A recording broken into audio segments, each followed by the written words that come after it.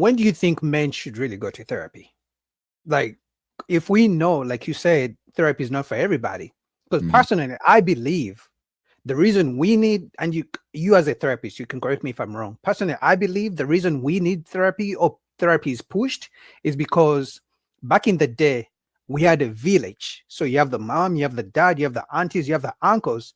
If a kid needs to talk, if you need to talk to Mhm. somebody, which I think is the first step in therapy, somebody, you sit down with somebody, you talk about your issues, what's bothering you, and you guys figure out a plan. But like you said, some therapists, they use people for their money. As long as you Mhm. keep coming back, they're going to keep making money. They don't really give Yeah. you solutions. So Mhm.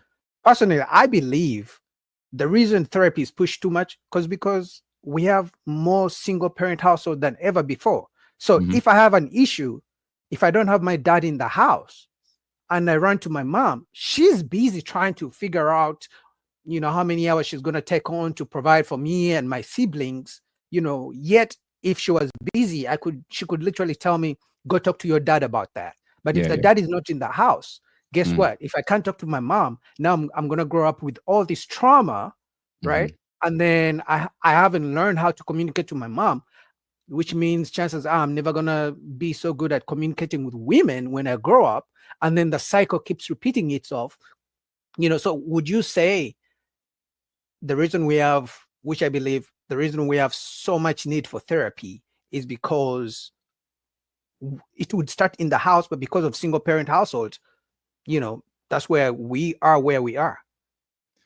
Believe it or not, I actually think the starting point for all people, but specifically boys and men, when they're younger and children, is their fathers and life coaches.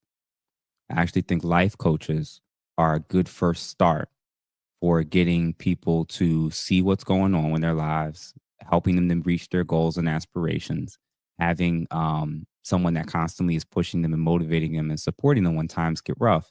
And then when they're seeing that there's some mental health issues, when there's some more serious things going on that a life coach wouldn't be as experienced or credentialed to deal with, that's when a recommendation I think would be warranted for them to potentially meet with a mental health specialist, whether it's a therapist, psychologist, or social worker. Okay, so that makes sense, right? The father, even coaches, in Mm-hmm. schools, like somebody you can really talk to, tell all your issues when you're still a kid, even teachers. But teachers have so much on their plates. They have Yeah. their own kids, and if the kid wasn't taught how to respect and talk to adults, the Mm-hmm. kid is probably going to disrespect the teachers. So even teachers are giving up, right?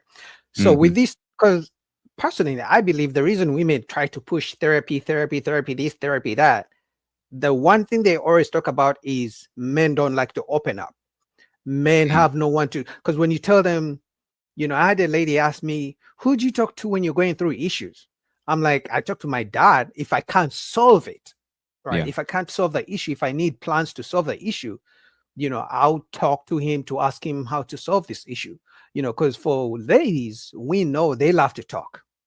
It's not that they want solutions. They want to talk and talk about this. My friend at work and my friend here, and then I watch the Kardashians, and then this, and then Trump. They like to talk about a whole different, topics without Mm-hmm. really finding a solution. But as men, we like to find, okay, you have an issue, let's solve the issue. If it's just, banter and going back and forth, that's fine.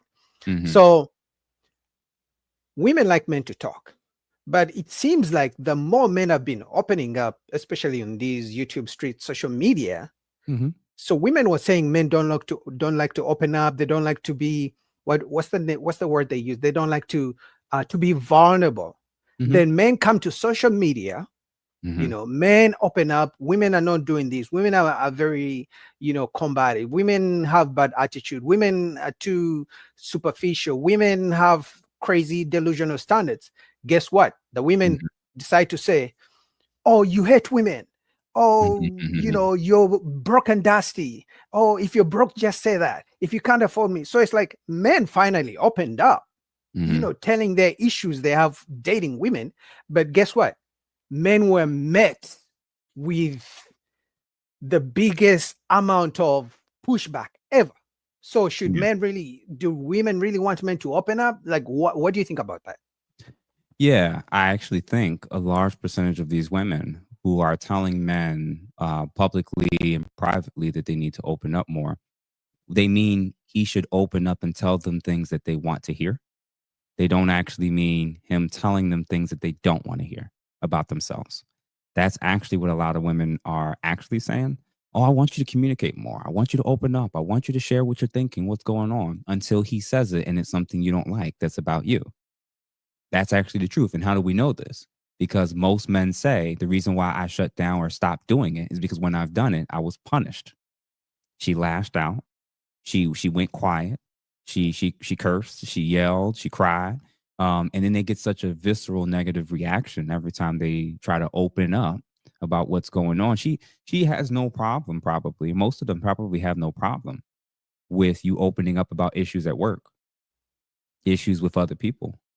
But if the issue is her or her actions or her behaviors or her comments, then they interpret that as an attack. And people say, I don't know about that. Well, what did you just say? When we as men get on these microphones on podcasts and say out loud what men are going through, we're not even talking about an individual woman specifically. We're just saying what our experiences are in general. They interpret it as an attack.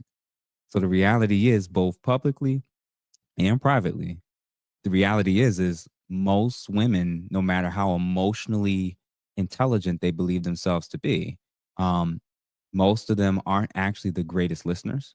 And they, in terms of emotional regulation, that usually isn't always their strong suit when they're being told something that they don't want to hear. So unfortunately, we're in an environment where you have a large pool of people, women, who are claiming and stating that men need to open up more.